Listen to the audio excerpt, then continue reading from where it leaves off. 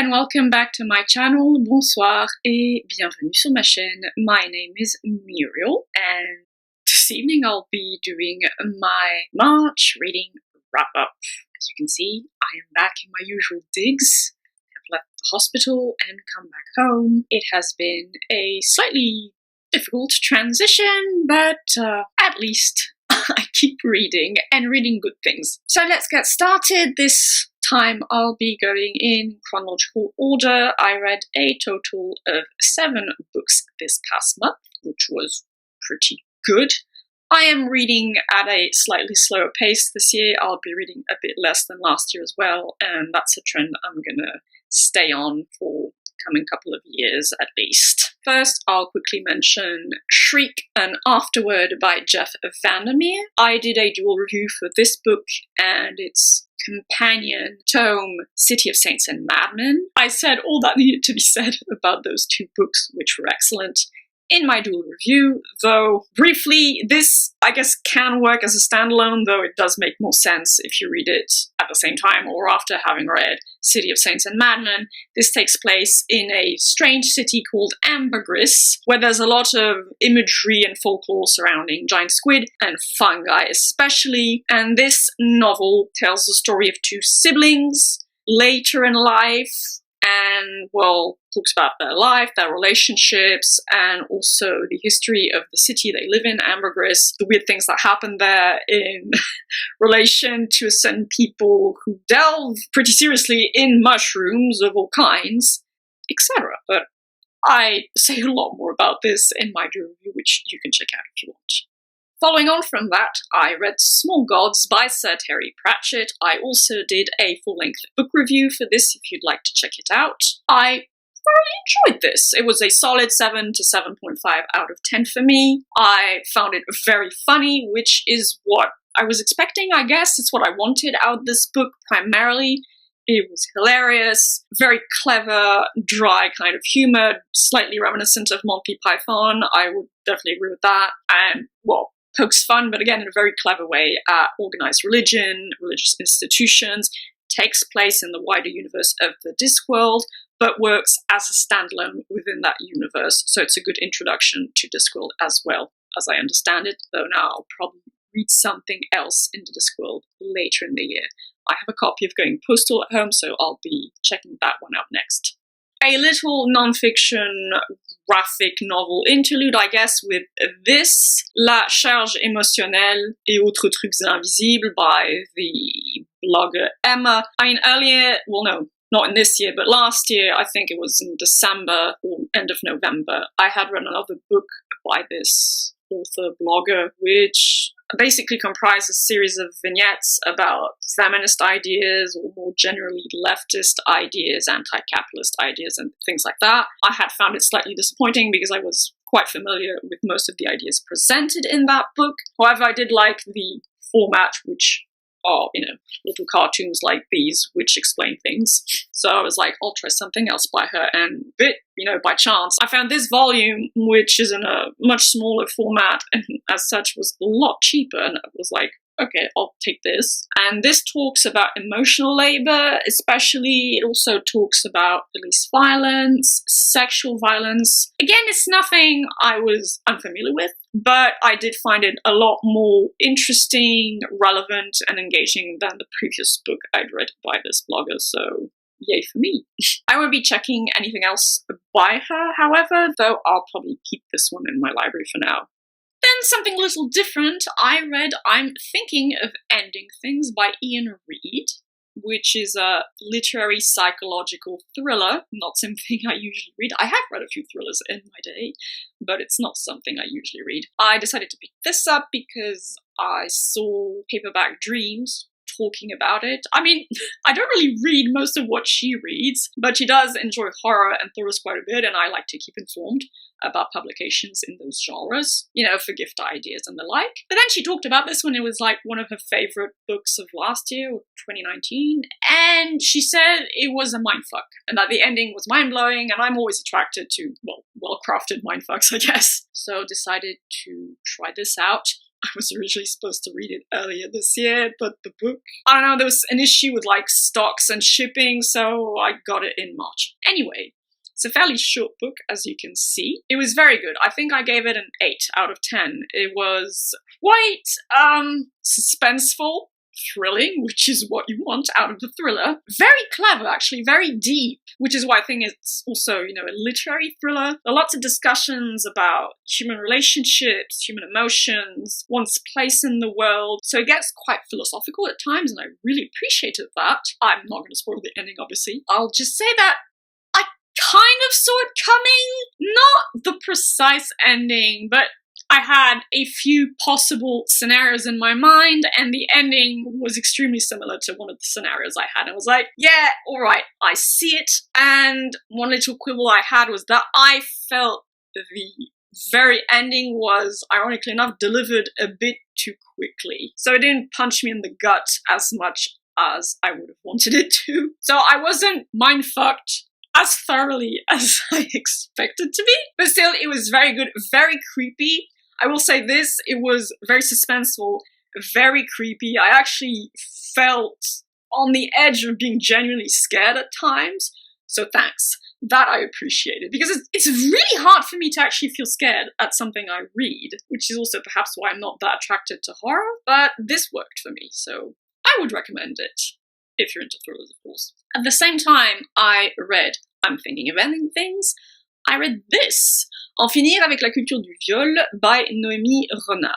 This book was absolutely brilliant, very depressing given the subject matter. It's about rape culture, sexual violence against women, etc., etc. But it was so well written. It was a brilliant synthesis on the subject, basically. A great essay. But more than an essay, it really brought together all the elements, all the theoretical elements, but also all the practical elements of statistics and data about sexual violence, about rape culture together in one fairly short book.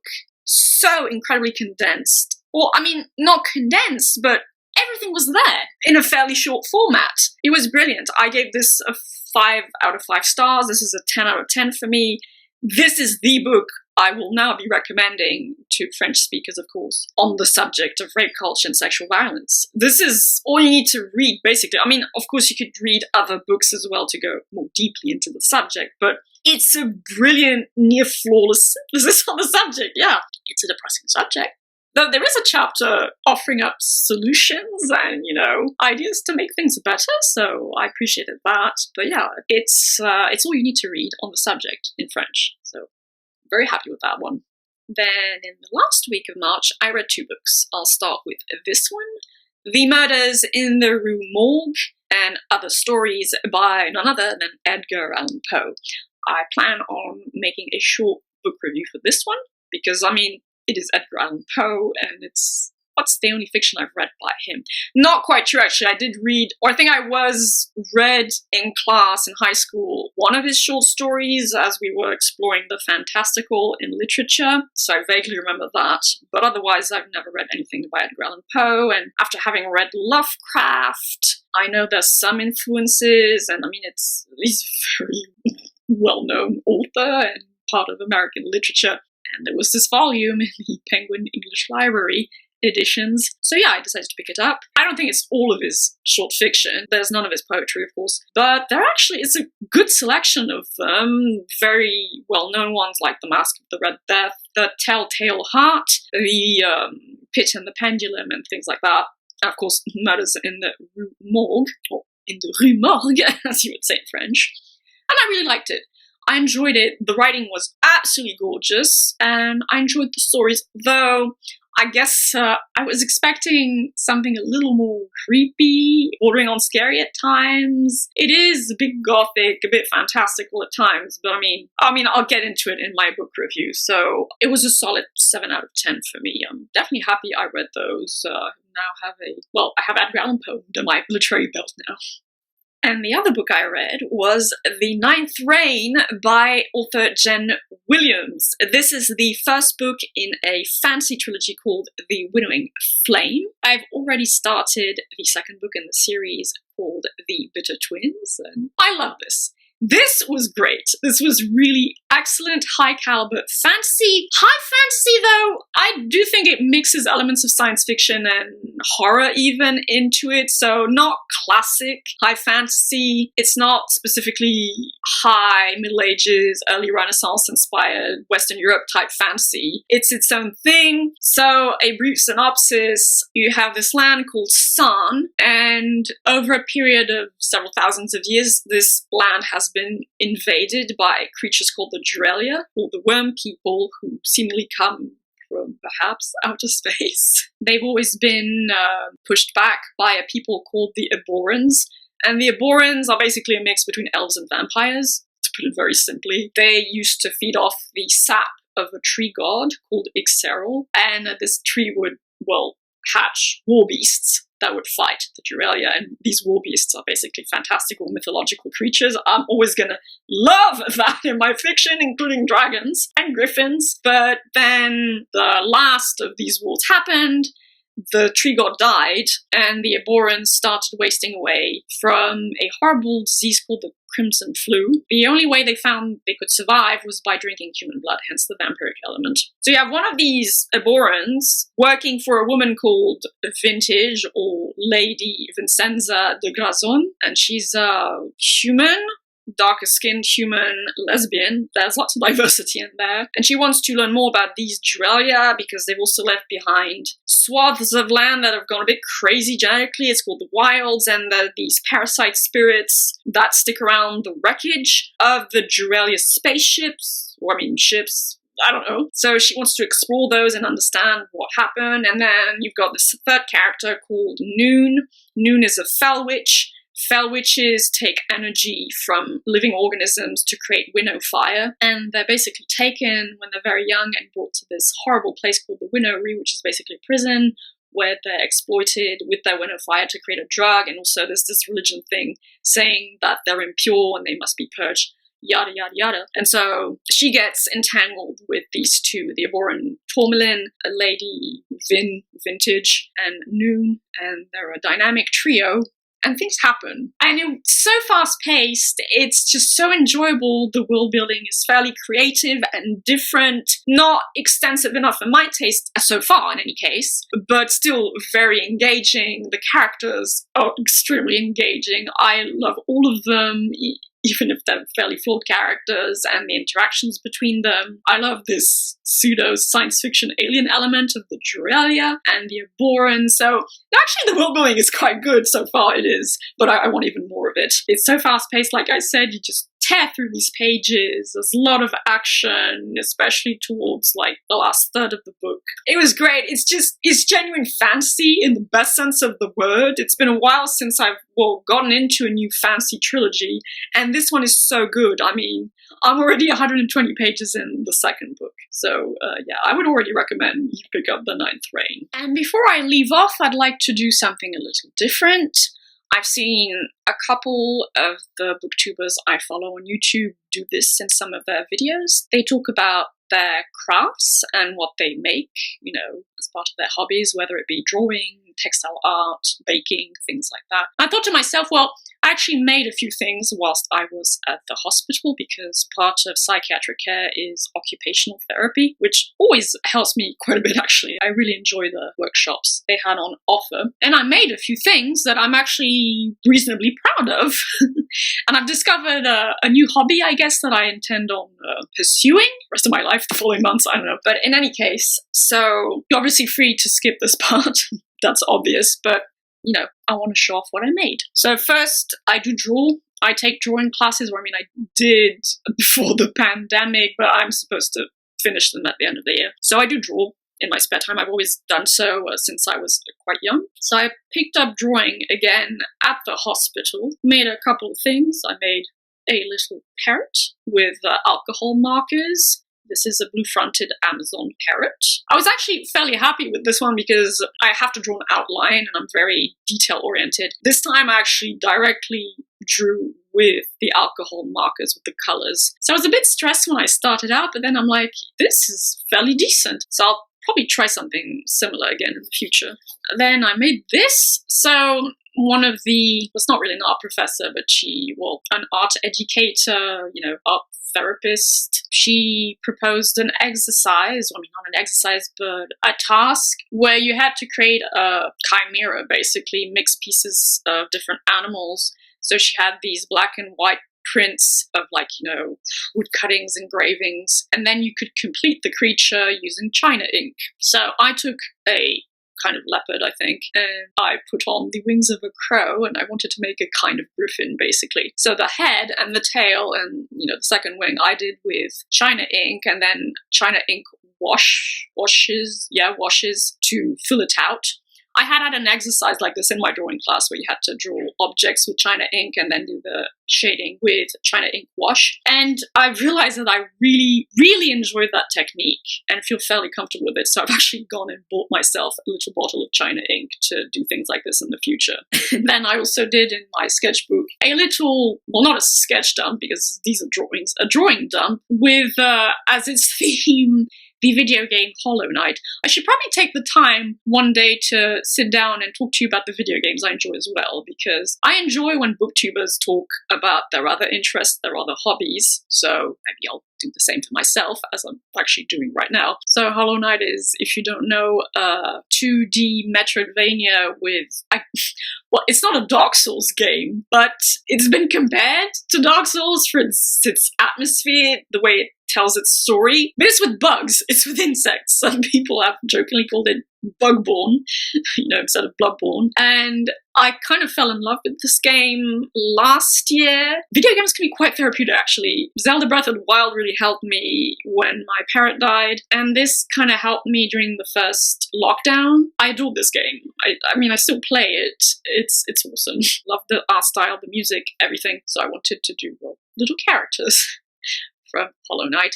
And here as well, I used China ink, basically, and China ink wash, except for, the colors. This was something called Ecoline. I don't think that's what it's called in English, but it's a kind of colored ink, basically.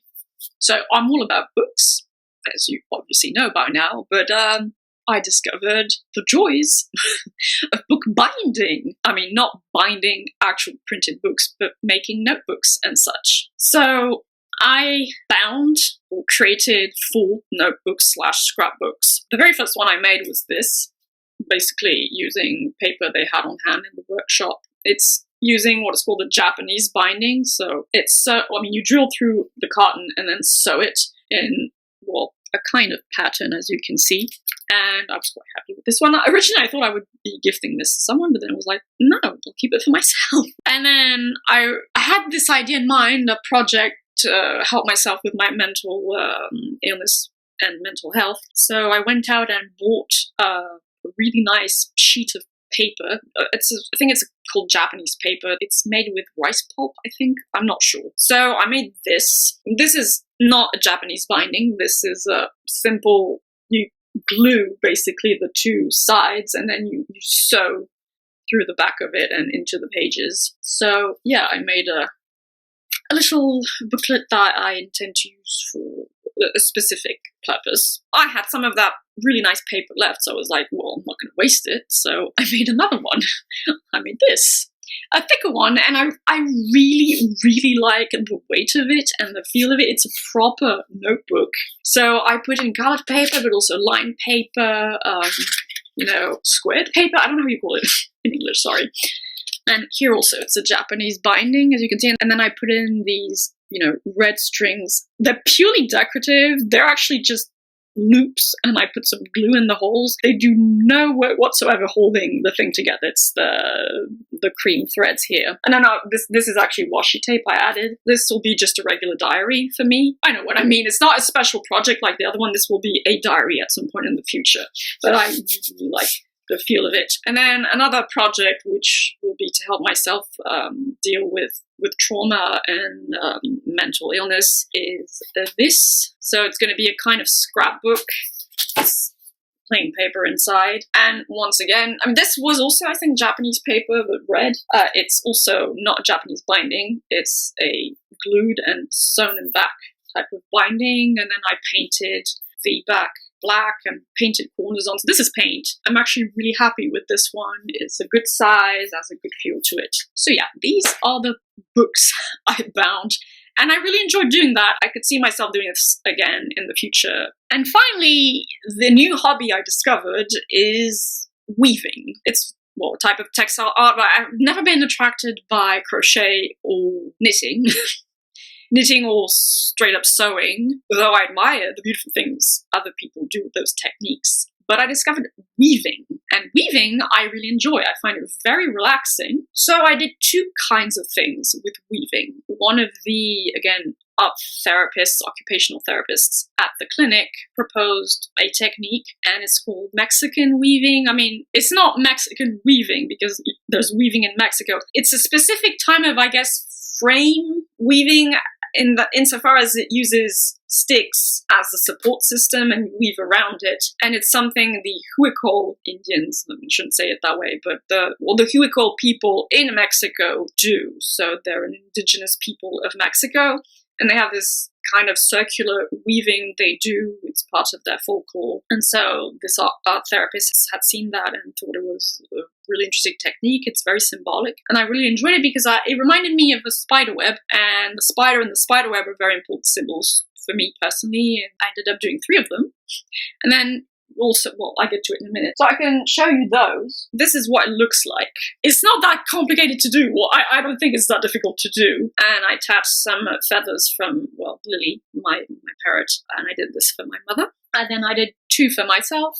I did this one. Now, the thing is, you can simply leave it as like the spider webbing, or you can leave it with like these spikes, these points. And so for this one, I left points. I put some corvid feathers on it. So you've got magpie, crow, and a jay feather. It was basically inspired by a dream I had to do with the Morgue, which is a Celtic deity. And these are basically her colors. And then the third one I can show you is this. Also attach some feathers from my parrot. It's obviously has a strong emotional significance for me. And these are basically my colors, my symbolic colors. And so I alternated lighter and darker variants of those colors. So these use like cotton thread, pearled cotton thread. One of them has also, I think, a kind of wool thread. I mean, these were from my personal, I had a bunch of thread at home, and so I used them. And the blue one was thread I found at the workshop in the clinic. And so I said there's another kind of, I call it frame weaving. I know it's not the right way of putting it. Support weaving? I don't freaking know.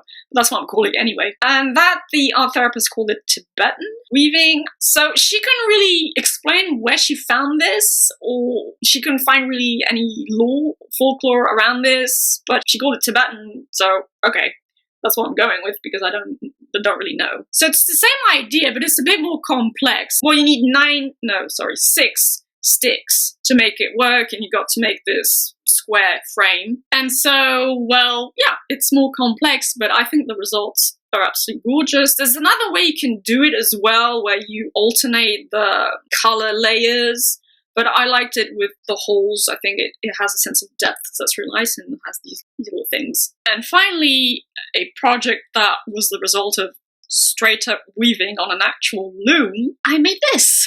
This is something I'm fairly proud of because it looks really nice. It looks polished and finished. I wanted a new pouch for my bookmarks because I'm very serious about my bookmarks. I said this in my reading habits tag video. I have several bookmarks. I try to match the bookmark to the vibe of the book I'm going to read. So yes, I have my little collection, and they were stuck in this old plastic sleeve that was falling apart. And I was like, while I was there, why don't I sew a little pouch? And then the same art therapist, who was just lovely and was really helpful during my hospitalization, she said, why don't you weave one? And I was like, okay, I've never done that before, but sure, I'm game. So they brought out this little loom that's about 40 by 50 centimeters, I think.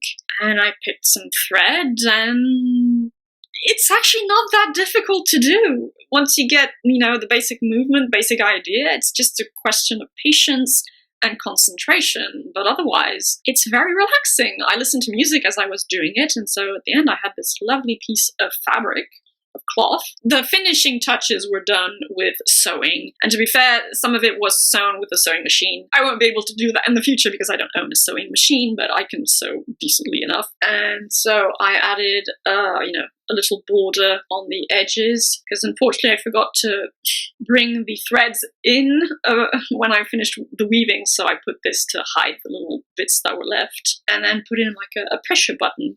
And so now you see all my bookmarks, nice and cozy in my little bookmark pouch. Closes like that, and then I have a little decorative button on top, and I'm really happy with the choice of colours and the way they alternate, and the threads are also a bit different texture-wise, so I'm very happy with this. And I really enjoyed the act of weaving, and I've decided I will be investing in a little house loom in the very near future, again about 40 by 50 centimeters, and do some more weaving projects. Again, not necessarily for myself, because I'm not really into acquiring a lot of things. I'm more about keeping what I really need and want. But yeah, I'll do some projects. It's very, very relaxing, and I'll be doing more of these frame weavings as well in the future. So yeah, I've got a new little hobby I can indulge in. That actually took quite a while. I will not be offended if you skip that part if it doesn't interest you. I completely understand. This is primarily a booktube channel, and it will always remain so. But I don't know, since, like I said, a fair few other booktubers I follow and enjoy talk about their projects, their hobbies, their crafting, so I'll just do the same. Anyway, so those were also all the books I read in the month of March. In the month of April, I will be finishing the Winnowing Flame trilogy. I will be getting to the Semiosis Interference duology by Sue Burke, and then I will be reading a couple of memoirs about grooming and sexual violence, because it's this stuff I'm still going through and causes me a lot of pain and anguish and bad mental illness related things. But one way I have of working through those things is by reading. And I said I was done with that subject, but like I got wind of a new memoir and I was like, okay, fine, I'll read it now-ish so I can, move on and get to something else afterwards. So in the meantime, I hope you'll have a lovely day, evening, or whichever time of day you prefer, and I shall see you in the next video. Bye-bye.